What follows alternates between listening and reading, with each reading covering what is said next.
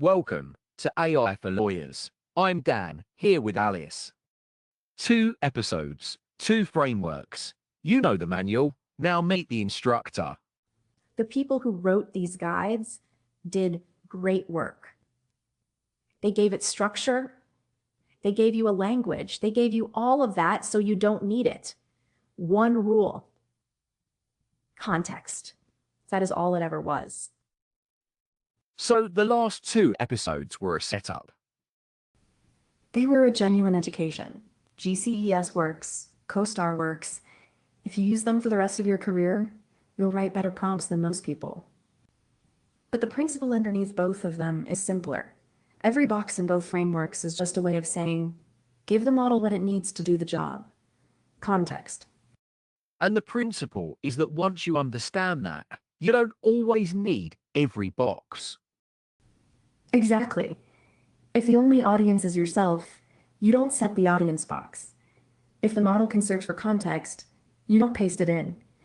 And you can iterate rather than perfecting a single prompt. The frameworks are training wheels. Useful. Genuinely useful. But the expert move is knowing when to take them off. Prove it. Show me prompts from a working lawyer that break the framework rules and still work.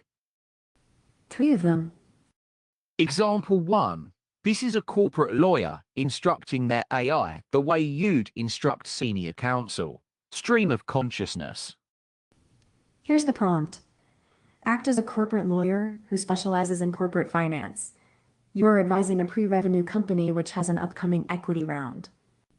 The company has a legacy safe.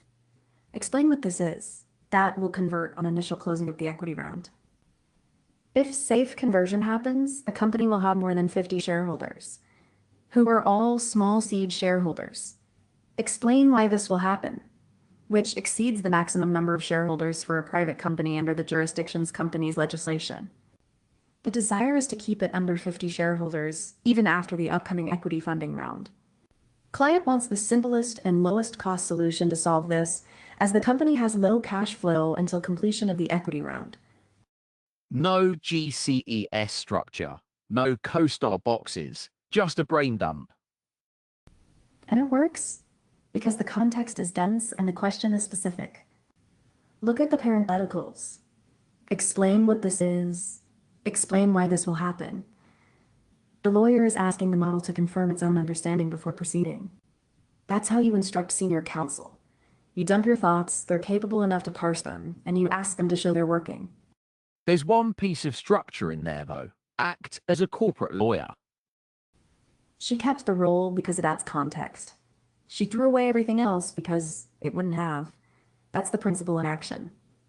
Keep what adds context, discard what doesn't.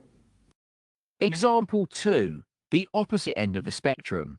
Precise, tight, no role, no formatting instructions. Just a question. Under common law jurisdictions where there is the concept of privity of contract, what is the purpose of a clause that allows one contracting party to enforce the agreement directly against the other contracting party's contractors, who are not parties to the contract? That's one sentence. One sentence that does more work than most multi-paragraph prompts. Look at what's packed in there.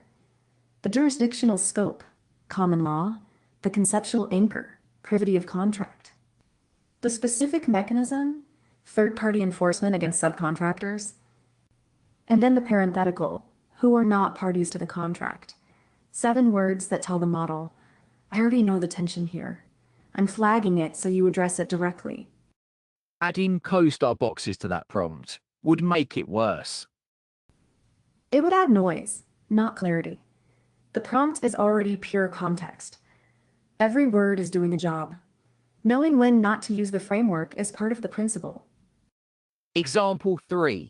This one is different. It's a conversation. 2 prompts, not 1.